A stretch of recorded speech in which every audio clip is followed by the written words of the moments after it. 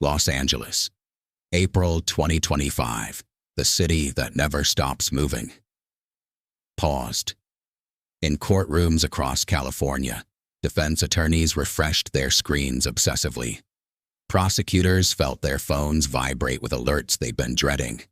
And in living rooms throughout Northeast LA, in Atwater Village, Silver Lake, and Glassell Park, families who thought they'd finally found peace felt their blood run cold. The California Supreme Court had just issued a ruling that would rewrite one of Los Angeles's most notorious criminal cases. A decision that would force the city to confront a name it had tried desperately to forget. Timothy Joseph McGhee. They called him Güero, Spanish for the Pale One, a nickname that became synonymous with death in the neighborhoods between the Los Angeles River and the 5 freeway.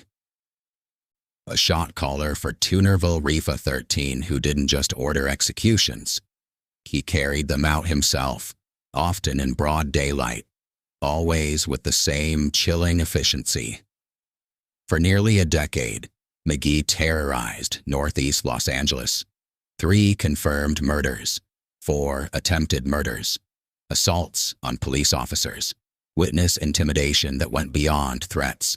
Witnesses simply disappeared or turned up dead before they could testify. In 2009, a jury sentenced him to death. San Quentin's death row became his home, Cell 112, where California's most dangerous men wait for an execution that may never come. For 16 years, victims' families believed justice had been served, that the man who'd turned their neighborhoods into hunting grounds would never walk free again. But on that April morning in 2025, everything changed. 7 justices reviewed a single issue, the dismissal of juror number 5 during McGhee's original trial. A juror who'd expressed doubts about witness testimony. A juror whose removal, the court now ruled, violated McGhee's constitutional right to an impartial jury. 1 procedural error, 1 dismissed juror. And suddenly, a case that prosecutors had called airtight, that had taken 5 years to build and required unprecedented security measures, was unraveling. But to understand how Timothy McGhee beat death row, we need to go back to where this story really begins. Not in a courtroom or a prison cell, but on the streets where McGhee learned that in his world, there were only 2 kinds of people: those who inspired fear and those who died afraid. This is American Gang War.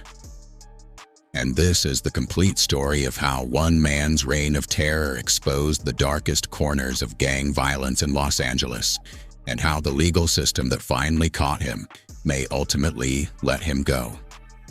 April 27, 1973, Atwater Village, Los Angeles. Timothy Joseph McGhee entered the world in a neighborhood caught between 2 identities.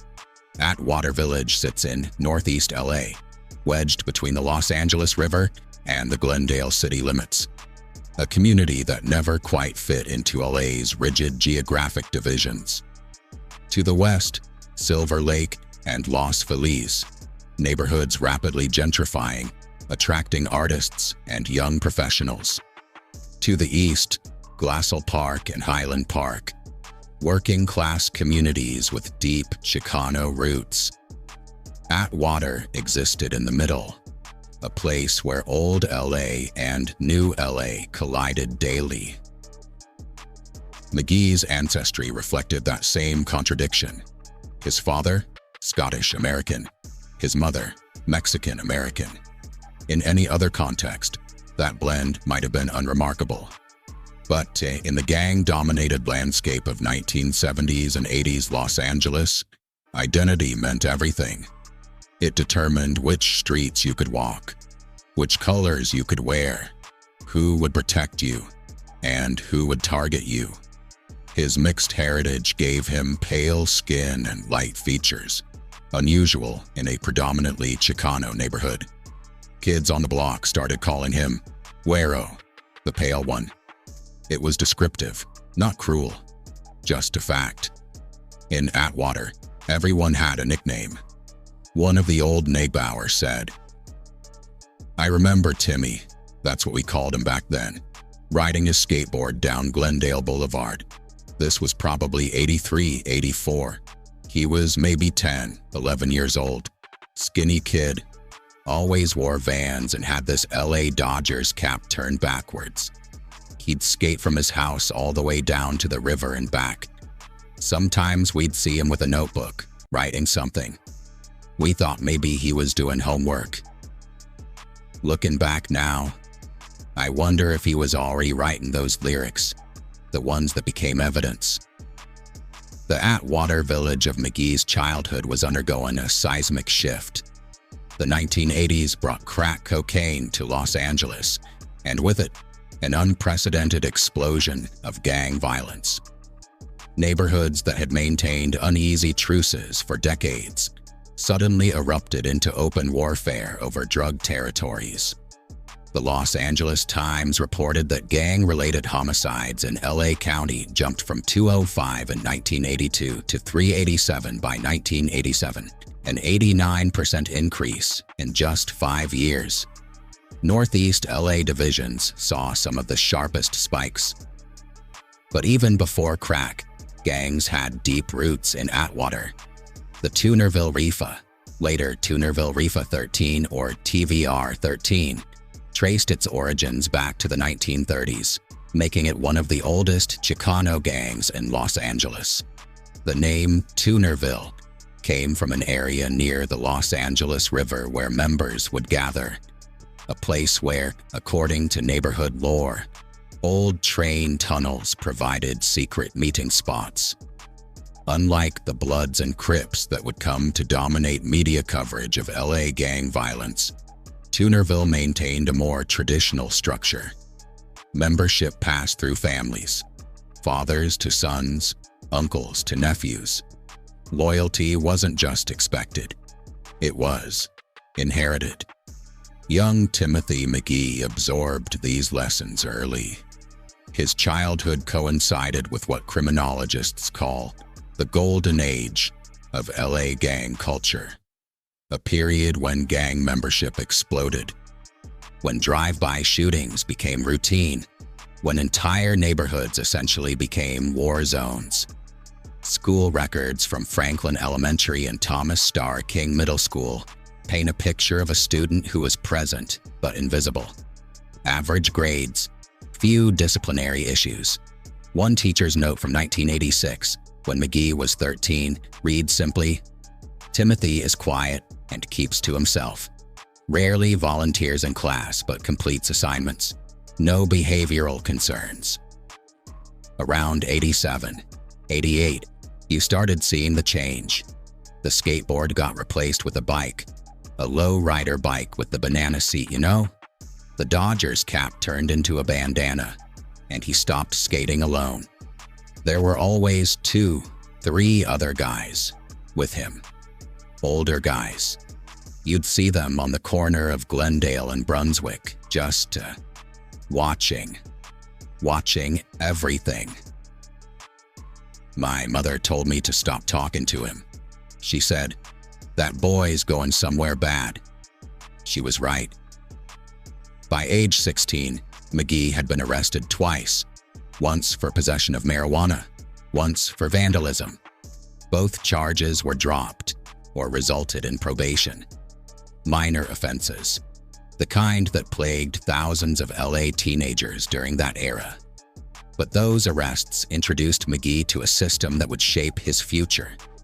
Juvenile detention, probation officers, court dates, and eventually, prison. In 1993, at age 20, Timothy McGhee was convicted of assaulting a police officer during a traffic stop in Atwater Village. The details remain disputed. McGhee claimed the officer used excessive force. The officer testified that McGhee attacked him without provocation during a routine questioning. What's undisputed is the sentence: 4 years in California state prison. For many young men, that first prison sentence is a turning point. Some emerge chastened, determined to change their path. Others emerge with connections, education in criminal enterprise, and a hardened worldview that sees legitimate society as the enemy. Timothy McGhee emerged as something else entirely. 1997. Timothy McGhee, now 24, returned to Atwater Village, to the same streets he'd left 4 years earlier, to Toonerville Reefa 13, which had continued operating in his absence but had lost ground to rival gangs, particularly the Frogtown Reefa from nearby Elysian Valley. In prison, McGhee had forged connections with Mexican mafia members, the powerful prison gang that exercised control over Southern California's Sureño gangs from behind bars.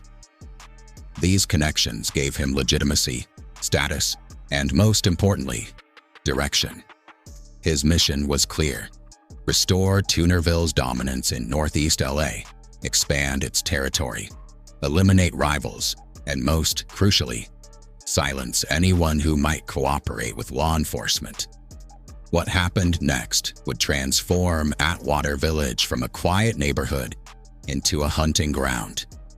And Timothy McGhee, the quiet kid who once skateboarded by the river, would become the nightmare that parents whispered about after dark. The body count was about to begin. Ronald Martin had a problem. Actually, Ronald Martin was about to become a problem. November 1997. The 26-year-old Frogtown Reefa member had been spotted in Toonerville territory, specifically near the intersection of Gilroy Street and Brunswick Avenue. The complex geography of Northeast LA gang politics, this was more than a boundary violation. It was a challenge. Frogtown and Toonerville had maintained an uneasy coexistence for years, separated primarily by the Los Angeles River, which served as a natural barrier between their territories. But as both gangs sought to expand their drug operations, that border had become increasingly contested. Ronald Martin's presence in Atwater Village sent a message. Frogtown was pushing into Toonerville's backyard. According to later court testimony, Timothy McGhee heard about Martin's presence within hours. What happened next would establish a pattern that would repeat throughout McGhee's reign: swift, brutal, and public violence, designed to send an unmistakable message. The shooting occurred near the 2500 block of Brunswick Avenue, just after midnight. Witnesses, those who would eventually speak years later and under heavy protection, described seeing a light-skinned man approach Martin on foot. No words were exchanged, no argument or confrontation, just 6 gunshots in rapid succession. Ronald Martin died at the scene, his body left on the sidewalk as the shooter calmly walked away. No running, no panic, just walking away, as if he'd completed a routine errand. LAPD officers from the Northeast Division responded within minutes. They found Martin's body, multiple shell casings, and a neighborhood that had suddenly gone blind and deaf. Nobody saw anything. Nobody heard anything. Nobody knew anything. Who's established absolute dominance through fear? The Ronald Martin case went cold within weeks. No witnesses came forward. No evidence led to a suspect. The case file was marked inactive and added to the growing stack of unsolved gang homicides in Northeast LA. But McGhee wasn't finished. In fact, he was just getting started. January 1998, 2 months after Martin's murder. Pedro Sanchez, a 29-year-old described by friends as a neighborhood guy, someone with gang associations, but not actively involved in gang activities, was shot multiple times while standing outside a convenience store on Glendale Boulevard. Sanchez survived, but barely. 3 bullets struck him, 1 in the shoulder, 1 in the chest, 1 in the abdomen.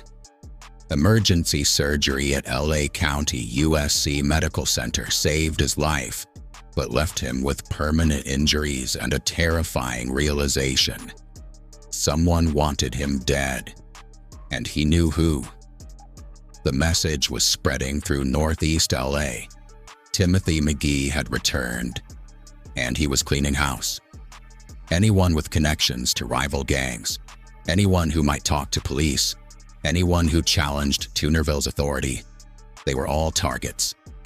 May 1998.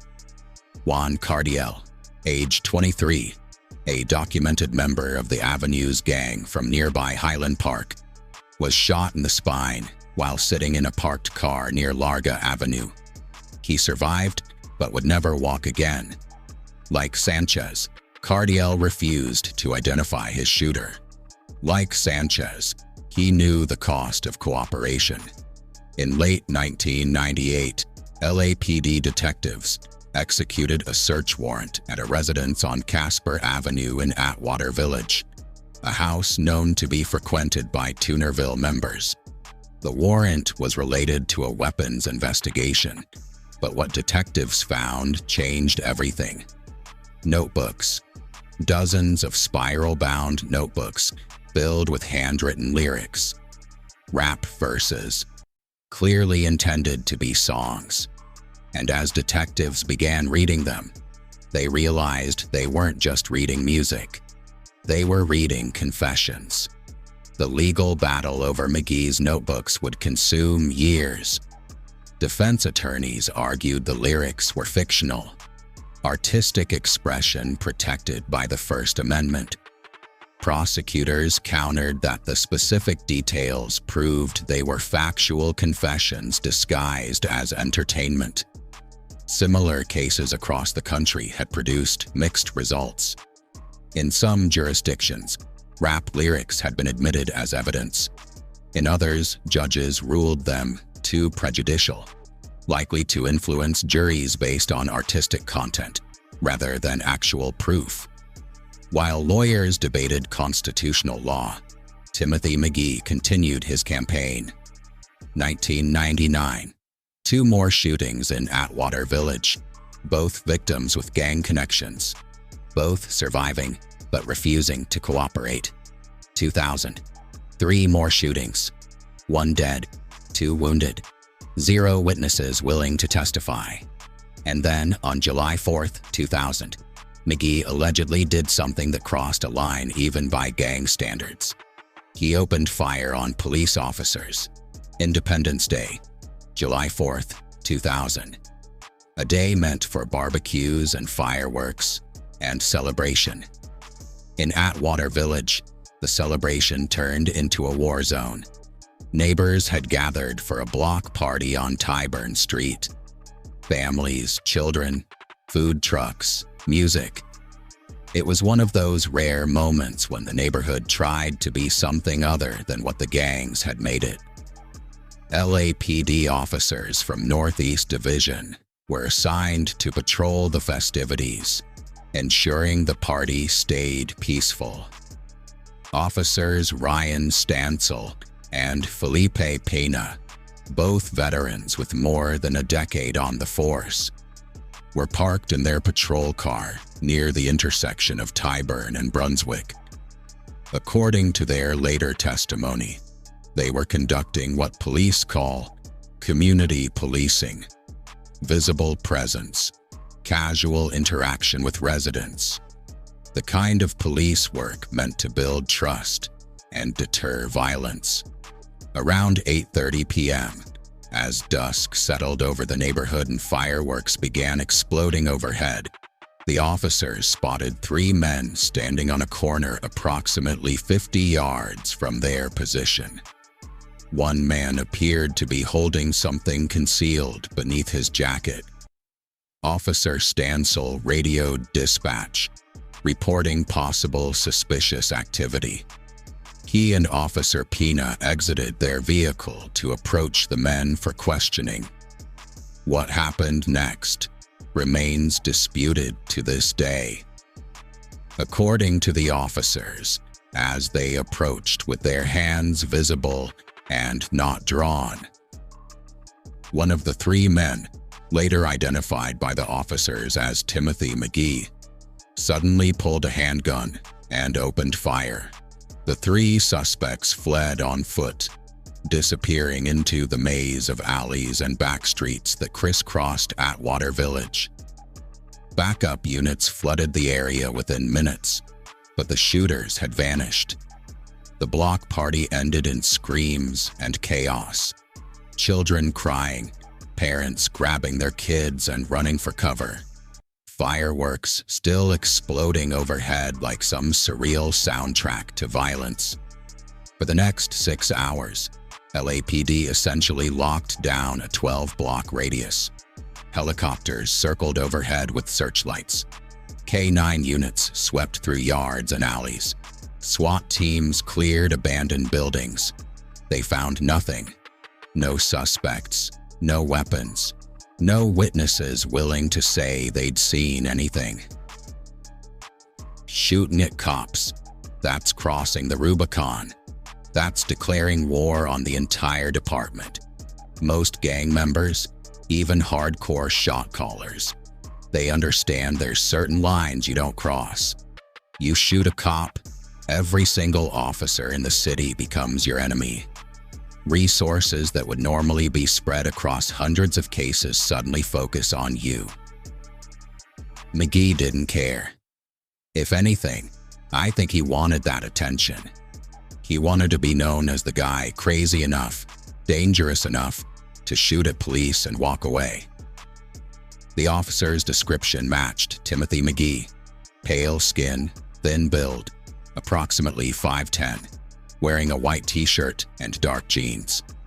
But without physical evidence or willing witnesses, the case stalled. McGhee was questioned and released. According to later court testimony, he smiled during the interview.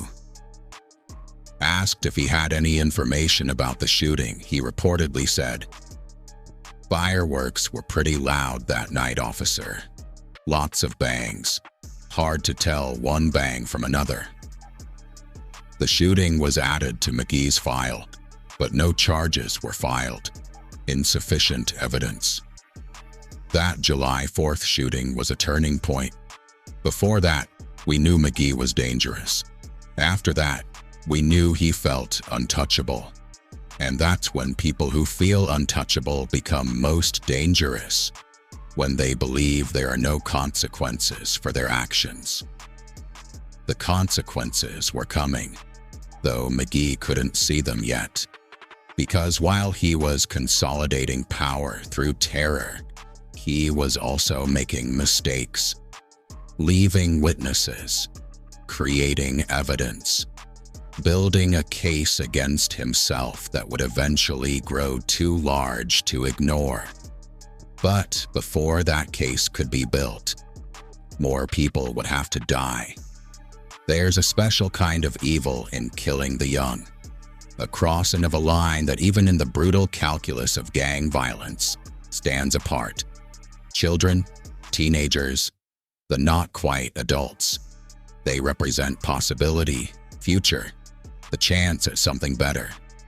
Timothy McGhee seemed to understand this, and he did it anyway. Ryan Gonzalez was 16 years old, a student at John Marshall High School in Los Feliz.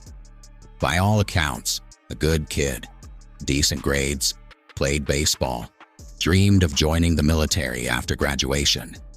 But Ryan Gonzalez had made a mistake, a teenage mistake that in any other neighborhood might have led to a fight, maybe a suspension, maybe nothing at all. In Atwater Village, it led to his death. September 2000. 2 months after the July 4th shooting of police officers. Ryan Gonzalez was walking home from school, taking his usual route down Glendale Boulevard toward his family's apartment. Multiple witnesses later testified that a man approached Gonzalez near the corner of Glendale and Larga. The man called out to him. Gonzalez stopped, recognized the man, and appeared to try to explain something. Hands raised, talking rapidly. It didn't matter. The shooter fired twice at point-blank range. Both rounds struck Gonzalez in the chest. He collapsed on the sidewalk, his backpack spilling open, homework and textbooks spreading across the pavement mixing with blood. The shooter stood over him for a moment. Witnesses said he seemed to be saying something, speaking to the dying teenager, and then walked away. Ryan Gonzalez died before the ambulance arrived. He was 16 years old. The Ryan Gonzalez murder investigation followed the same pattern as every other MCGHEE case. Witnesses who saw everything but remembered nothing. Evidence that led nowhere. A community too terrified to speak. But this time, something was different. This time, the victim was a teenager with no gang affiliations, killed in broad daylight in front of multiple witnesses. This time, the killing seemed senseless, even by the standards of gang violence. Community leaders held a press conference demanding action. Local news coverage forced the LAPD to assign additional resources. The case file remained open and active, unlike so many others that had been quietly shelved. And slowly, almost imperceptibly, cracks began forming in the wall of silence that protected MCGHEE. The anonymous information pointed consistently to the same individual, Timothy Joseph McGee, also known as Huero.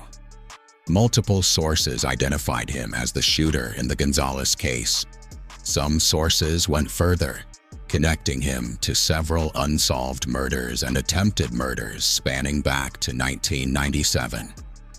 But information from unnamed sources wouldn't be enough for prosecution. The district attorney's office needed witnesses willing to testify in open court to face McGee and Toonerville-Rifa's potential retaliation, to risk their lives for justice. They found one. Her name was Marjorie Mendoza. Marjorie Mendoza was 28 years old, a single mother of 2, working 2 jobs to support her family while living in a small apartment on Brunswick Avenue, right in the heart of Toonerville territory. She wasn't a gang member. She had no criminal history. By all accounts, she was exactly what she appeared to be, a hard-working woman trying to provide for her children in a difficult neighborhood. But Marjorie Mendoza had seen something. Or, more accurately, she'd seen someone. For 6 weeks, Marjorie Mendoza worked with prosecutors, providing detailed testimony about what she'd witnessed. Her account was specific, consistent, and damning. She identified McGee from a photo lineup without hesitation. She walked detectives through exactly what she'd seen. The approach, the conversation, the shooting. McGee standing over Ryan Gonzalez's body. Prosecutors began building a case. For the first time in years, they had a witness willing to testify. The Ryan Gonzalez murder finally had a chance at justice. November 9th, 2001. That was the day Marjorie Mendoza gave her official videotaped testimony. Insurance, in case something happened to her before trial.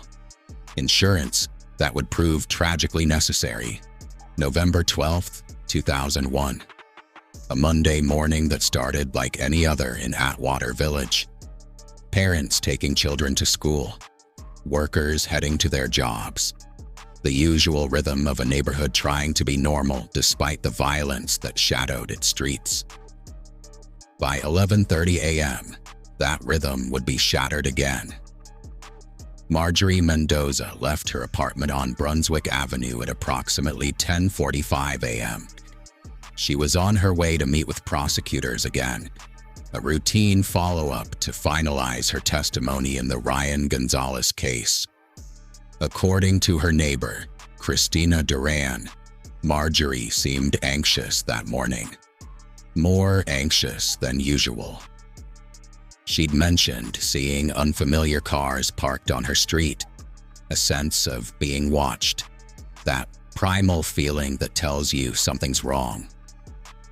Christina Duran tried to convince her friend not to go, to call the prosecutors and reschedule for another day when police could provide an escort. But Marjorie refused. She told me, Christina would later testify, "If I don't show up, they'll think I'm backing out. They'll think I'm scared." And I said, "You should be scared." And she said, "I'm already dead if I don't do this. At least this way, Ryan's death means something." Marjorie Mendoza walked north on Brunswick Avenue, heading toward the bus stop on Glendale Boulevard. She never made it. According to multiple witness statements that would only emerge years later. After McGhee's arrest, a man approached her near the intersection of Brunswick and Tyburn Street, the same intersection where Ryan Gonzalez had been murdered 14 months earlier. The man called out to Marjorie. She turned, recognized him, and immediately tried to run. She managed 3 steps before the first bullet struck her in the back. The shooter, identified by later witnesses as Timothy McGhee, fired 4 more times as Marjorie Mendoza lay on the sidewalk. 5 shots total, execution style. Witnesses described the same chilling detail they'd reported in previous McGhee shootings. No panic, no rushing. After firing the shots, the shooter simply walked away, heading east on Tyburn Street, disappearing into the network of alleys that he knew intimately. LAPD and paramedics arrived within 4 minutes. Too late. Marjorie Mendoza was pronounced dead at the scene. 28 years old, mother of 2, the woman brave enough to stand up to Timothy McGhee. The crime scene was processed with meticulous care. Shell casings collected, blood patterns photographed. The entire block canvassed for witnesses. Detectives knew this wasn't just another gang homicide. This was witness intimidation. This was obstruction of justice. This was a direct challenge to the entire legal system. Within hours, homicide detectives had identified Timothy McGhee as the primary suspect. The proximity to the Ryan Gonzalez murder site, the execution-style shooting, the timing, just days after Marjorie had given testimony. Everything pointed to McGhee. But once again, they faced the same impossible wall. No physical evidence directly linking McGhee to the scene. No murder weapon recovered. And most critically, no witnesses willing to speak. The neighborhood had learned the lesson McGhee intended to teach. Talk to the police, and you die. But there was someone who'd witnessed Marjorie Mendoza's murder. Someone who'd been standing close enough to see everything. Someone who, despite every rational instinct screaming at her to stay silent, would eventually step forward. Christina Duran, Marjorie's friend and neighbor, the last person to speak with her before she died. November 12, 2001, hours after the murder. LAPD Northeast Division, Interrogation Room 3. Christina Duran sat across from Detectives Jose Carrillo and Frank Cerno, her hands trembling, eyes red from crying. She'd been brought in for questioning as someone who'd been in the vicinity of the shooting. She hadn't volunteered information. She hadn't asked to be there. But now, sitting in that sterile room with two detectives who desperately needed answers, Christina Duran faced an impossible choice. Christina wouldn't look at us at first. She stared at the table, at her hands, at the walls, anywhere but our eyes. We knew she'd seen something. The question was whether she'd tell us. I remember saying to her, "Christina, Marjorie was your friend. She died trying to do the right thing. Don't let her death mean nothing." And that's when she finally looked up. What Christina Duran told detectives that day would become the cornerstone of the eventual case against Timothy McGhee. But in November 2001, it was simply a story, one that needed corroboration, physical evidence, and, most dangerously, a witness willing to repeat it in court. Christina Duran had just placed herself in mortal danger. She'd identified Timothy McGhee as a murderer. She'd made eye contact with him at the crime scene. And now her statement was on record. Detectives immediately offered her protective custody, relocation, a new identity if necessary, everything the LAPD could provide. Christina refused. The videotaped testimony took place in a secure location, with only prosecutors and detectives present. Christina Duran sat in front of the camera for 47 minutes, describing everything she'd witnessed. The shooting, the eye contact with McGhee, the smile. Her testimony was damning, detailed, and utterly fearless. She spoke clearly, never wavering, never hedging. At one point, the prosecutor asked her if she understood the danger she was putting herself in. The video testimony was sealed and stored. Prosecutors began preparing for multiple murder charges against Timothy McGhee. Finally, they had evidence. They had a witness. They had a case. For 2 weeks, they believed they were finally going to bring McGhee to justice. December 1st, 2001. Christina Duran didn't show up for work at the restaurant where she waited tables. Her manager called her apartment. No answer. He called again and again. Finally, he called the police to request a welfare check. Officers arrived at Christina's apartment on Glendale Boulevard at approximately 2:30 p.m. The door was locked. They knocked repeatedly. No response. Through the window, they could see mail piled up inside, several days' worth. Using the manager's master key, they entered the apartment. Christina Duran was found dead in her bedroom. The official cause of death, acute heroin overdose. The scene was staged, badly staged, but staged. There was a needle, a spoon, a lighter, all the paraphernalia you'd expect with an overdose. But Christina didn't use drugs. We'd interviewed her multiple times. We'd run background checks. No history of drug use, no track marks, nothing. And there were ligature marks on her wrists and ankles, faint but visible. Someone had tied her down. The coroner estimated she'd been dead for 3 to 4 days, meaning she was killed around November 27th or 28th. The medical examiner's report was ambiguous. The heroin in Christina's system was pure enough to kill, but the ligature marks suggested restraint. The lack of prior drug use suggested this wasn't a voluntary overdose. And the timing, just 2 weeks after she'd identified McGhee as a murderer, suggested something far more sinister. But suggesting isn't proving.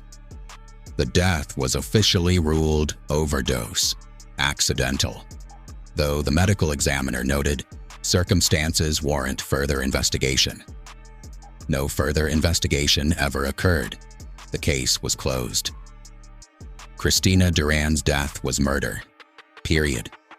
Was it Timothy McGhee himself, or someone acting on his orders? We'll probably never know for certain, but the message was clear. Testify against McGhee, and you die. With Christina dead, our case collapsed. Marjorie Mendoza's testimony couldn't be used because she died before trial, making it hearsay. Christina's testimony faced the same problem. We had videotapes of 2 dead women, but without the ability to cross-examine them.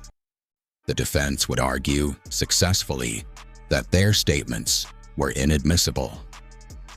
By December 2001, Timothy McGhee had effectively murdered his way out of prosecution. 2 witnesses dead, multiple shootings unsolved. Even the attack on police officers remained unprosecuted due to lack of evidence. LAPD was back to square one, except now they were facing a suspect who seemed truly untouchable. Someone who demonstrated he could kill with impunity, silence witnesses through murder, and walk away clean every single time. That's when the task force was formed. January 2002, a conference room in LAPD's downtown headquarters. 23 people, detectives from Northeast Division, FBI gang specialists, ATF agents, deputy district attorneys, and representatives from the California Department of Justice, gathered for a single purpose: bring down Timothy McGhee. The operation was designated Operation Tunerville, a multi-agency task force with resources that dwarfed anything previously allocated to a single gang investigation in Northeast LA. The mandate was simple: use every available tool to build a prosecutable case against McGhee and dismantle Tunerville REFA 13's leadership structure. The task force's first action was to map Timothy McGhee's world with unprecedented detail. Every known associate, every location he frequented, every financial transaction they could trace, every witness they could find, no matter how terrified. They installed surveillance cameras throughout Atwater Village. They tapped phones. They recruited informants from within Tunerville's ranks, offering money, relocation, witness protection, anything to get people talking. Slowly, painstakingly, a picture emerged. McGhee was more sophisticated than we'd realized. He didn't carry a phone. He rarely drove, always had other people drive him. He used multiple safe houses, never staying in the same place for more than a few nights. He conducted business through intermediaries, rarely giving direct orders in front of witnesses. But he had a weakness, actually 2 weaknesses: his ego and his music. Remember those notebooks, the rap lyrics that documented McGhee's crimes? The task force obtained a warrant to seize every notebook they could find, from his known residences, from associates' homes, even from a recording studio in Highland Park where he'd reportedly been working on a demo tape. They found 47 notebooks spanning 1997 to 2002, hundreds of pages of lyrics. And as linguistic analysts and detectives poured through them, they realized they weren't just reading about past crimes. They were reading about future plans. One verse talked about making cops pay for July 4th. Another mentioned eliminating the snitch problem permanently. These weren't just boasts or fantasies. They were operational planning disguised as art. We also found evidence he was planning to expand beyond Atwater. There were references to taking over territory in Highland Park, pushing into Glassell Park. McGhee wasn't content being a neighborhood shot caller. He wanted to build an empire. The task force began working with prosecutors to develop a strategy for introducing the notebooks as evidence. They consulted with constitutional lawyers, examining similar cases nationwide. They prepared for the inevitable defense arguments about artistic expression and First Amendment protections. But they still needed witnesses, living witnesses who could testify to McGhee's crimes without ending up dead before trial. The breakthrough came from an unexpected source. May 2002, I got a call from a detective in Phoenix. He'd arrested someone on a drug charge, a guy originally from LA. During the interview, this guy mentioned that he had information about unsolved murders in Los Angeles. Specifically, murders committed by someone named Huero. The informant's name was Carlos Velasquez. He'd been a Tunerville member from 1997 to 2000. He'd left LA after having a falling out with McGhee, and he was willing to testify for the right deal. Carlos Velasquez wasn't a perfect witness. He had an extensive criminal record. He was testifying in exchange for reduced charges on his drug case. The defense would tear him apart on cross-examination, but he could place McGhee at multiple crime scenes. He could testify about statements McGhee made regarding the murders.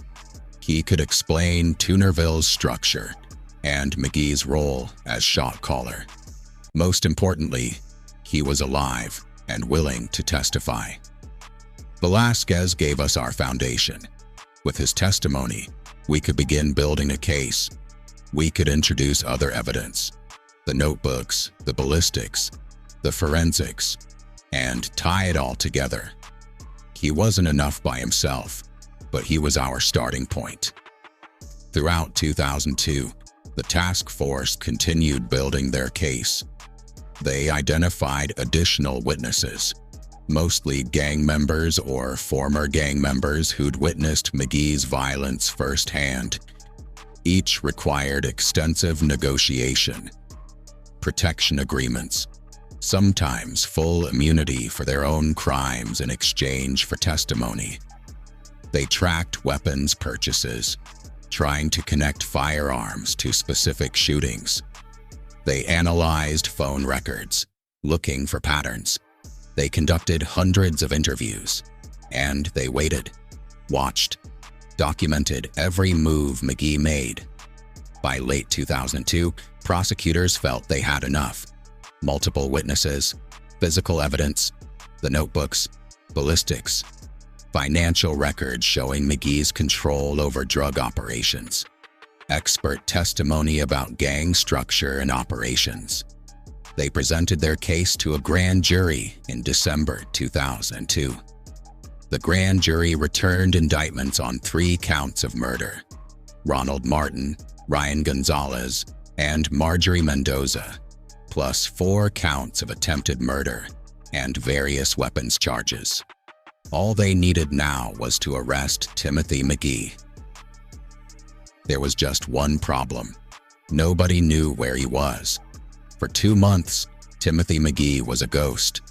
The task force tracked reported sightings in San Diego, Las Vegas, Phoenix, even Mexico. Every lead turned into a dead end. The most wanted gang member in Los Angeles had vanished. Until February 23, 2003. A convenience store in Bullhead City, Arizona, a small town on the Nevada border, a place where nobody from LA should recognize anybody. A customer walked in to buy lottery tickets. As he stood at the counter, he noticed the man in line behind him. Light-skinned, thin-build, wearing sunglasses and a Phoenix Suns cap. The customer was a retired police officer from Los Angeles, and he recognized Timothy McGhee. Bullhead City police officers arrived at the convenience store within 5 minutes. They entered casually, pretending to shop, and positioned themselves near the exits. Timothy McGhee was standing in the snack aisle, holding a bag of beef jerky and a can of Arizona tea, completely unaware. When officers identified themselves and ordered him to the ground, McGhee didn't resist, didn't run, didn't pull a weapon. According to the arrest report, he simply set down his items, raised his hands, and smiled. "You got me," he said. "Took you long enough." Timothy McGhee was transported to LA County Jail the following day. The manhunt was over. Now came the hard part: convicting him. October 15, 2007, Los Angeles Superior Court, Department 104. 4.5 years had passed since Timothy McGhee's arrest. 4.5 years of legal maneuvering, motions, delays, and preparations. Prosecutors had used that time to strengthen their case. The defense had used it to attack every piece of evidence. Now, finally, the trial was beginning. The courtroom was unlike anything Los Angeles had seen in a gang trial. Armed deputies stood at every entrance. The jury box was positioned to hide jurors from the defendant's view, an unprecedented security measure. Witnesses would testify behind screens or via video link. The gallery was divided by metal detectors and barricades. McGhee's supporters, and he had many even after everything, sat on one side. Victims' families sat on the other, separated by deputies and empty rows of seats. Jury selection alone took 3 weeks. Potential jurors were questioned extensively about their ability to remain impartial, their feelings about gang violence, their willingness to serve on what would likely be a 6-month trial. Many were dismissed after admitting they feared retaliation.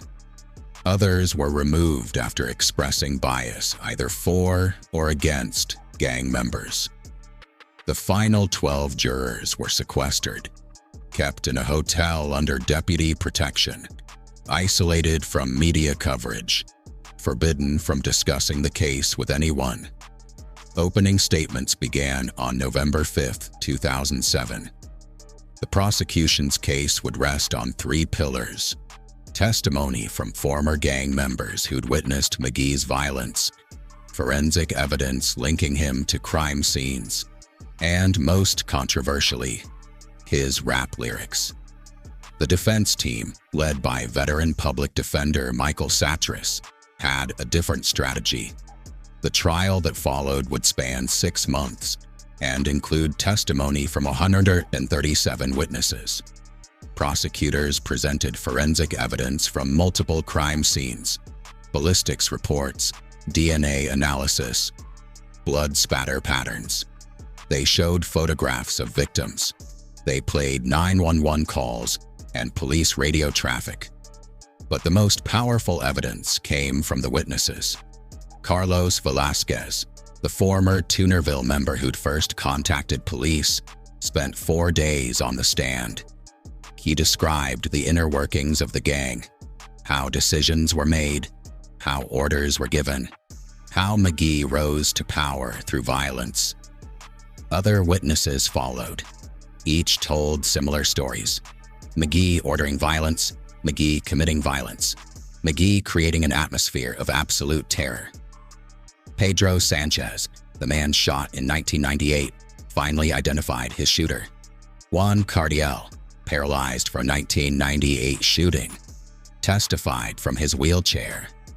Even some current Tunerville members, granted immunity for their testimony, described McGhee's reign. But the most emotional testimony came from Maria Gonzalez, Ryan's mother.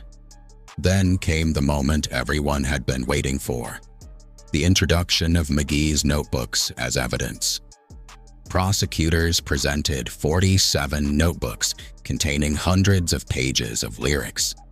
A linguistic expert testified about the specificity of the content, how the lyrics referenced real crimes, real victims, real locations. The prosecution read select lyrics to the jury, Even in the clinical setting of a courtroom, the words carried disturbing weight. Snitches get stitches, witnesses get ditches. TVR 13 handlin' business. Put 3 in Sanchez for running his mouth. Left Frogtown bleeding. Never going south. Cops want me dead, but I'm already ghost. Puero running Atwater. That's who runs it most. July 4th. Fireworks pop. So did my 9. Cops hit the ground. Knew it was my time. They can't catch the pale one. I'm untouchable. Every body dropped makes me more comfortable. The defense fought hard against the notebooks. They brought their own expert who testified that rap lyrics frequently contain violent imagery and that using them as evidence criminalizes artistic expression. But prosecutors had one more piece of evidence that would prove devastating. The videotaped testimonies of Marjorie Mendoza and Christina Duran, the 2 murdered witnesses. The courtroom went silent as the screen illuminated. After weeks of testimony, forensics, and legal arguments, the jury was about to hear from 2 women who'd paid the ultimate price for telling the truth. Marjorie Mendoza appeared first, the video recorded just days before her murder. Maria Gonzalez, sitting in the gallery, began crying quietly. She was hearing for the first time a detailed account of her son's final moments. The prosecutor paused the video. The courtroom remained silent for nearly a minute after the video ended. Several jurors were crying. Maria Gonzalez sobbed openly in the gallery. Even some of the deputies appeared moved. Timothy McGhee sat expressionless at the defense table, showing no emotion whatsoever. The defense objected repeatedly to the videos, arguing they constituted hearsay since neither woman could be cross-examined. But Judge Kennedy ruled that under California's evidence code, statements made by unavailable witnesses, especially those who were killed to prevent their testimony, could be admitted if they bore sufficient indicia of reliability. The videos stood. The prosecution rested their case after 5 months of testimony.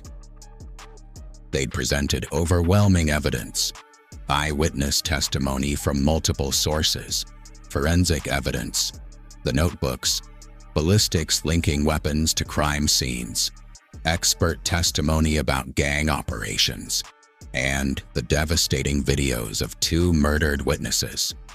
Now it was the defense's turn.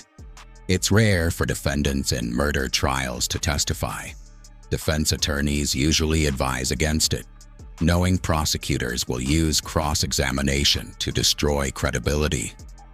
But McGhee insisted. He wanted to tell his story. McGhee's testimony continued for 2 days. He claimed he wasn't even present at any of the crime scenes. He said his rap lyrics were artistic expression, stories he'd heard from other people, narratives he'd created for entertainment. He was articulate, composed, even sympathetic at times. He spoke about his difficult childhood, his mixed heritage, the limited opportunities in his neighborhood. He claimed Toonerville was more of a cultural identity than a criminal organization. Then came the cross-examination.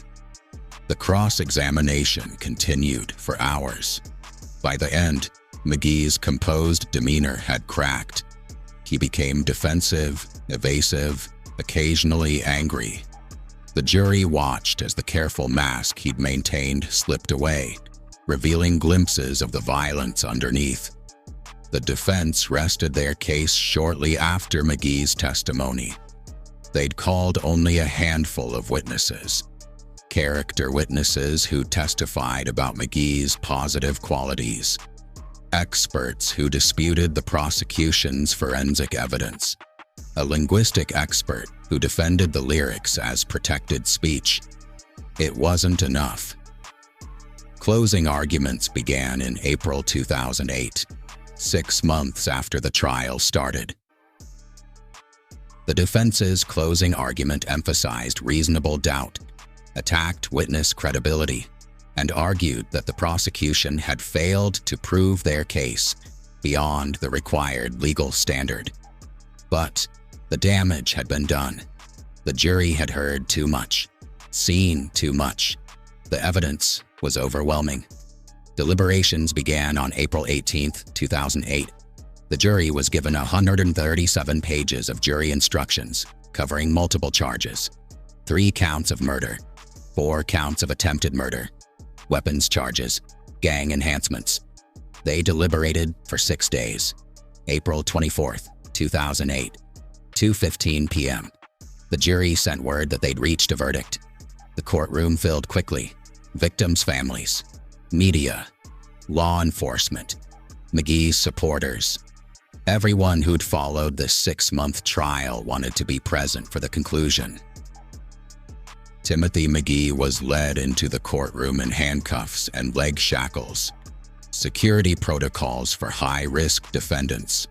He showed no emotion as he took his seat at the defense table. The judge reviewed the verdict form silently. Her expression revealed nothing. Finally, she handed them back to the court clerk to be read aloud. The clerk continued through all counts. Guilty, guilty, guilty. Every charge resulted in conviction. The jury had also found the special circumstances true: multiple murders, murder of a witness, murder to further gang activity. All factors that made McGhee eligible for the death penalty. In the gallery, Maria Gonzalez collapsed into sobs. Other victims' families embraced each other, crying with relief and grief simultaneously. Timothy McGhee sat motionless, staring straight ahead. The penalty phase lasted 3 weeks. Prosecutors presented evidence of McGhee's criminal history, his lack of remorse, the danger he posed to society. They brought victim impact statements, families describing the holes left in their lives by McGhee's violence. The defense presented mitigating factors: McGhee's difficult childhood, his mixed heritage that left him feeling like an outsider, his expressed desire to rehabilitate himself, his potential for redemption. It wasn't enough. After 4 days of deliberation, the jury returned their recommendation: death. Timothy McGhee was transferred to San Quentin's death row on June 3, 2009. He was assigned to cell 112 in the East Block, home to California's male death row inmates. For the next 16 years, he would live in a 4-by-9-foot cell, allowed out for only a few hours per day. He filed appeals, as all death row inmates do. He continued writing rap lyrics, poetry, letters proclaiming his innocence. The victims' families tried to move on. Maria Gonzalez attended therapy. Some families moved away from Atwater Village, unable to bear living in the place where their loved ones died. Others stayed, determined not to let McGhee's legacy drive them from their homes. Atwater Village slowly changed. Gentrification crept in. Property values rose. New residents arrived who'd never heard of Timothy McGhee or Toonerville Reefa 13. The neighborhood began to forget. And then, in April 2025, everything changed. April 3, 2025. The California Supreme Court issued a 127-page decision in the matter of People v. McGhee. The ruling was complex, technical, and absolutely devastating to the prosecution's case.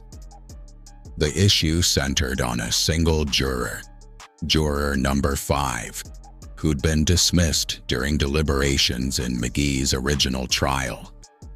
According to court records, this juror had expressed doubts about the credibility of some prosecution witnesses particularly the former gang members who testified in exchange for reduced charges. During deliberations, other jurors reported that Juror 5 was refusing to deliberate fairly, was biased toward the defense, and had expressed distrust of law enforcement. The trial judge, after questioning the juror privately, dismissed them and replaced them with an alternate. That dismissal, the Supreme Court now ruled, violated McGhee's constitutional rights. The decision was 5-2, with 2 justices dissenting. Those dissents were scathing. And even if we can retry him, even if we get another conviction, he'll appeal again and again, and this case will drag on for another decade or more. Meanwhile, victims' families get no closure, the neighborhood gets no peace, and Timothy McGhee remains in the system, costing taxpayers millions, while justice remains forever delayed. As of now, Timothy McGhee remains in custody at San Quentin, no longer on death row, but in general population while awaiting retrial. His legal team has indicated they'll file additional motions to dismiss the case entirely, arguing that the passage of time makes a fair trial impossible. They may be right. Meanwhile, in Atwater Village, the news of McGhee's overturned conviction has reopened old wounds. Long-time residents remember the terror of his reign. Newcomers, young professionals who moved to the neighborhood after gentrification, are learning for the first time about the violent history of their trendy enclave. Maria Gonzalez, now in her 70s, said, "When I heard the news, I felt like I'd been shot all over again. For 16 years, I had peace knowing Ryan's murderer was on death row, knowing he'd face justice. And now I don't know what happens. Will there be another trial? Will I have to testify again, relive Ryan's death all over again? I'm 73 years old.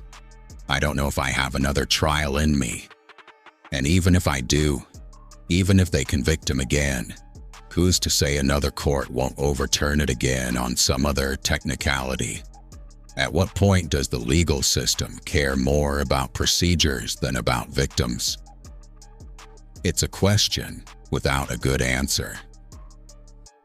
The legal system must protect constitutional rights, even for the guilty, perhaps especially for the guilty, because that protection extends to everyone. A system that shortcuts due process for obviously guilty defendants is a system that will eventually shortcut due process for the innocent. But that principle offers little comfort to Maria Gonzalez, to the families of Marjorie Mendoza and Christina Duran, to the survivors of McGhee's violence who've watched their attacker potentially escape justice on a technicality. As this story concludes, Timothy Joseph McGhee sits in a San Quentin cell, waiting for the retrial that may or may not happen, waiting for legal motions to be filed and decided, waiting to see if the system that finally caught him will ultimately let him go. He's 52 years old now. The pale-skinned young man who once terrorized Northeast LA is middle-aged, graying, confined to a prison that may or may not hold him for the rest of his life. In interviews conducted through his legal team, McGhee maintains his innocence. He claims he's a victim of a corrupt system that targeted him for his gang affiliation and cultural background. He says the rap lyrics were misunderstood artistic expression. He denies killing anyone. MG said, "I've spent 16 years on death row for crimes I didn't commit. 16 years while the real killers walked free. The system needed a scapegoat, and I fit the profile. Gang member, criminal record, not the kind of person juries sympathize with. I'm not asking for sympathy. I'm asking for justice. Real justice, not the performance we saw in that courtroom. If they retry me, the truth will come out. Those witnesses lied. That evidence was manipulated. And this time, people will see through it. But others who followed this case closely have a different view. The evidence was overwhelming. The jury saw it. They deliberated carefully. They reached the right verdict.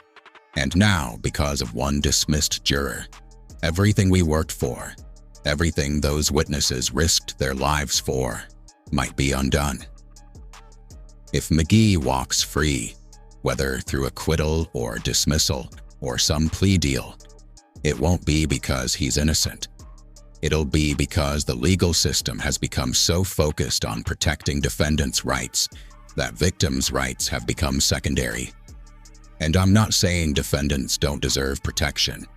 They do.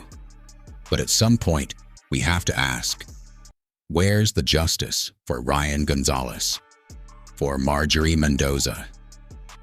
For all the people whose lives were destroyed by Timothy McGhee?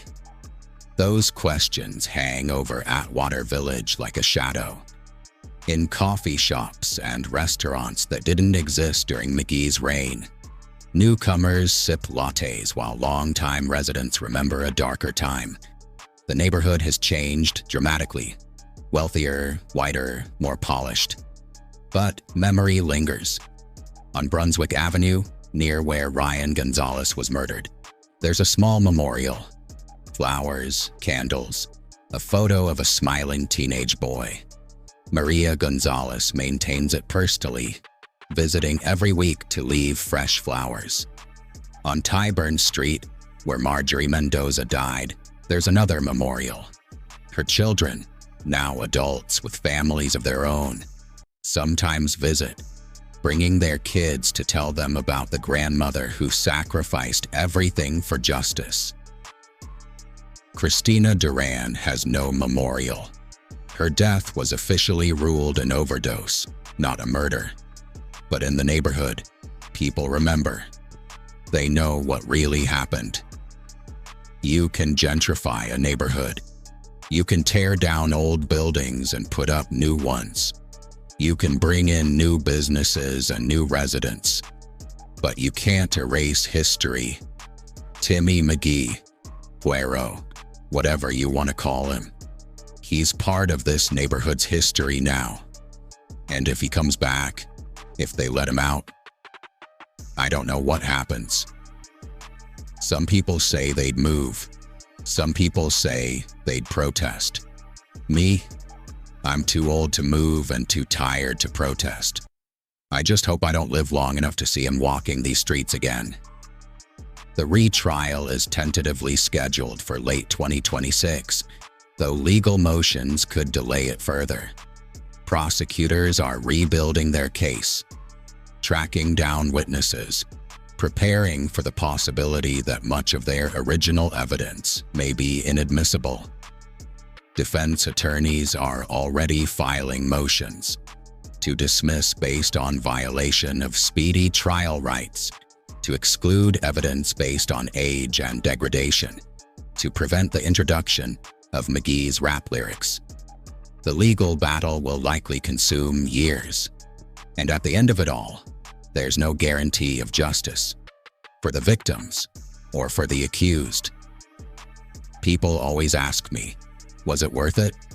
All those years building the case, all those months in trial, all the resources spent, was it worth it if it can all be undone by one procedural error? I don't know how to answer that. As a prosecutor, I believe we did everything right. We built a strong case based on solid evidence. We protected witnesses as best we could. We secured convictions and a death sentence. We gave victims' families closure, even if just temporarily. But as a human being, I look at Maria Gonzalez. A woman in her 70s who may have to relive her son's murder in another trial. I look at the families who thought this nightmare was over, and I think, this is what happens when the legal system becomes more concerned with process than outcomes. Due process matters. Constitutional rights matter. But so do victims. So does justice. And somehow, we've created a system where those things are increasingly in conflict. This is American gang war, and this is where Timothy McGee's story stands today. Unresolved, suspended between conviction and freedom, between justice and injustice. The case that once seemed closed is now wide open again. The killer who was sentenced to death may yet walk free. The neighborhood that finally found peace may be forced to confront its violent past once more. And somewhere in San Quentin State Prison, in a cell that's no longer on death row, Timothy Joseph McGee, the pale ghost of Atwater Village, waits to see if the system that finally caught him will ultimately let him go. The question isn't whether Timothy McGee is guilty. The evidence speaks for itself. The question is whether being guilty still matters in a legal system where procedure can trump truth, where constitutional protections can shield the guilty as effectively as they protect the innocent. There are no easy answers, only more questions, only more waiting, only more families wondering if they'll ever truly have justice. Only more ghost stories told on the streets of Atwater Village. Only more victims whose voices echo in courtroom videos that may never be played again. Only more reminders that in America's gang wars, the violence doesn't end when the shooting stops. Sometimes, the real violence is what comes after. The endless legal battles, the overturned convictions, the justice delayed and denied, the communities forced to relive their trauma again and again, while the legal system debates procedural minutia. Timothy McGee's story is not over. Not yet. Maybe not ever. And that, perhaps, is the most disturbing conclusion of all.